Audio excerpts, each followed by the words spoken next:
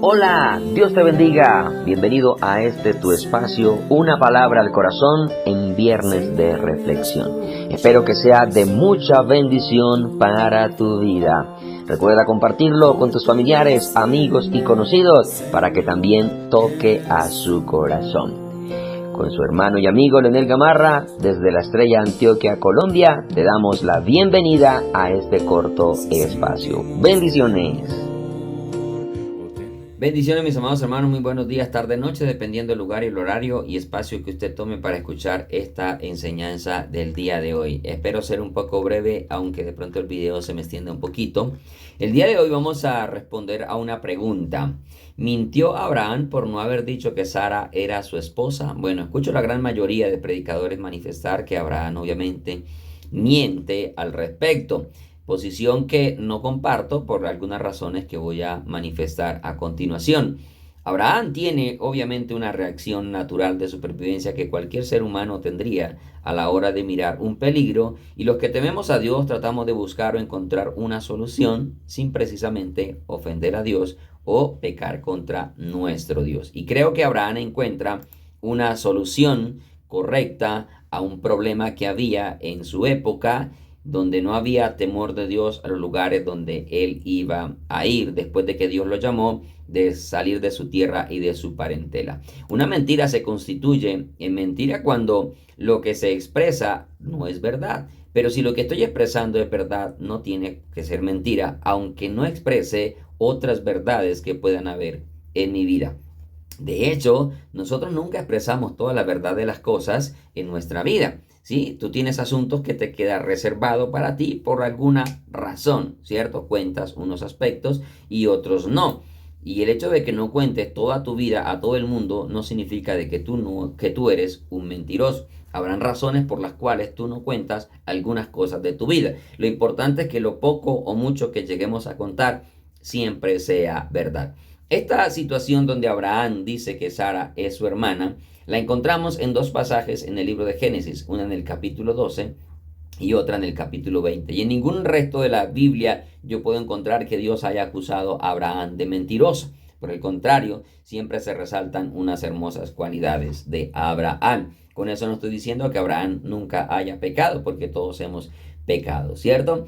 Pero voy a resumir las historias para no extenderme tanto. La primera está en Génesis 12, del 10 al 20, ya usted la lee. Pero Abraham, hay una época de hambre y desciende a Egipto. Y cuando va a descender a Egipto, nota que su esposa realmente es hermosa, ¿cierto?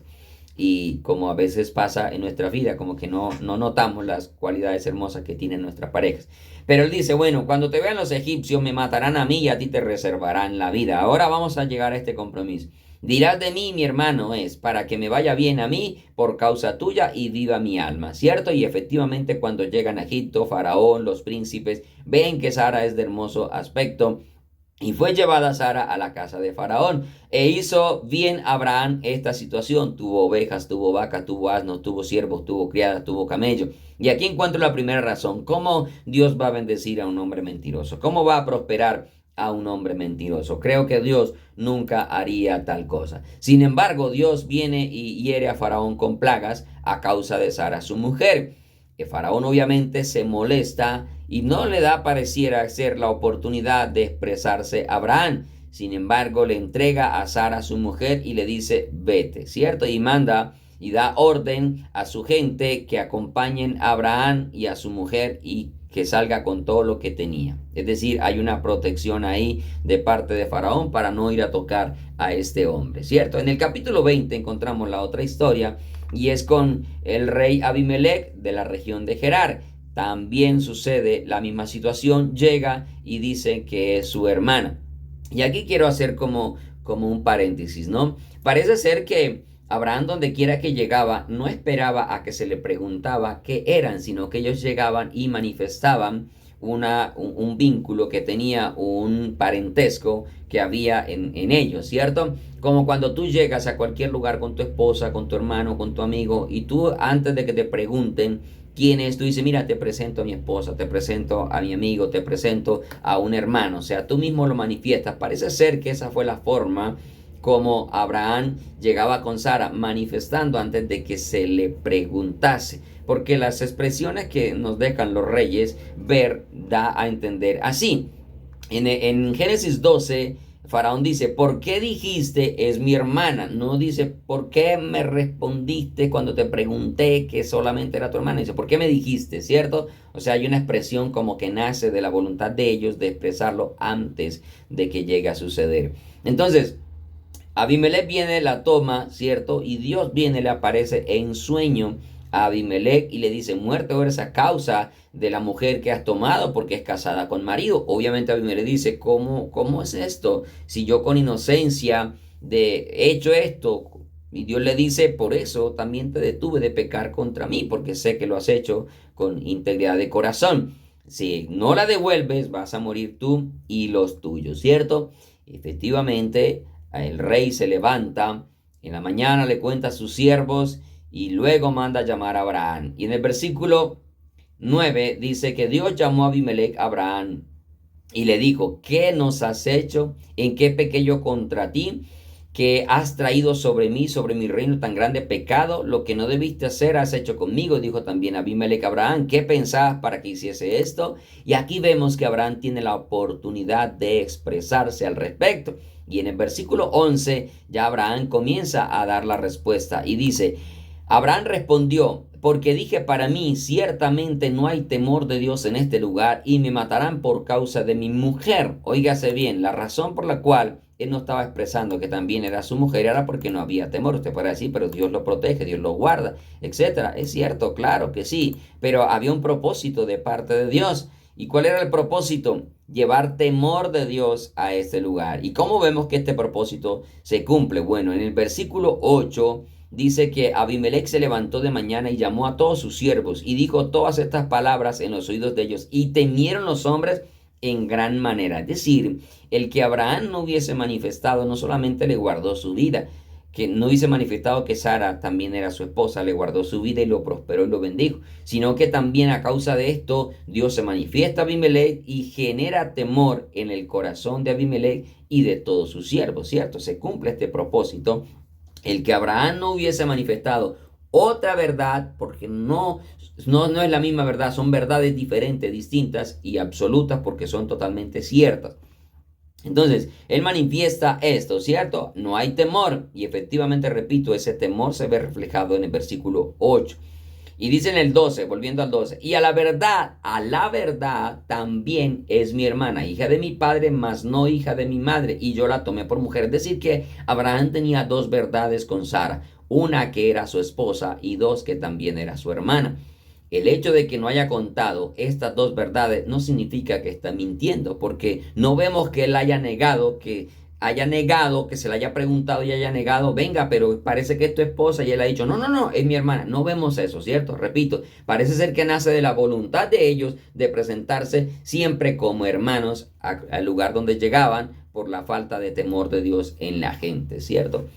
Entonces, ¿qué hizo en el versículo 12? Dice que la tomó por mujer. 13. Cuando Dios me hizo salir errante de la casa de mi padre, yo le dije, esta es la merced del compromiso que tú harás conmigo, que en todo lugar a donde lleguemos digas de mí, ¿cierto? Ni siquiera dice respondas de mí, digas de mí, ¿cierto? Sin embargo, repito, que aunque el texto no lo dice expresamente, creo que nace de la voluntad, precisamente decirlo, como cuando yo tomo la iniciativa de presentar a mi esposa, o de presentar a mi hermano, de presentar a un amigo, de presentar a mi jefe, etcétera, sin que me lo estén preguntando. Y el hecho que no cuente el resto de los vínculos que hay entre la persona que estoy presentando, no significa que estoy mintiendo. Hay razones por las cuales no contamos todas las cosas de nuestra vida. Creo que nadie cuenta todas las cosas de su vida, y el hecho de que no contemos muchos asuntos de nuestra vida, no somos unos mentirosos. Habrán razones por las cuales no las queremos expresar. Siempre que expresemos, lo poco que expresemos o mucho sea verdad,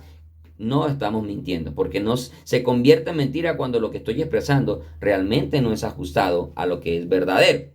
Entonces dice en el 14, y Abimelech tomó ovejas, vacas, siervos, siervas, se las dio a Abraham y le devolvió a Sara su mujer. Mire, cuando Abimelech escucha esto, en vez de reprocharle después de escucharle, lo que hace es bendecirlo.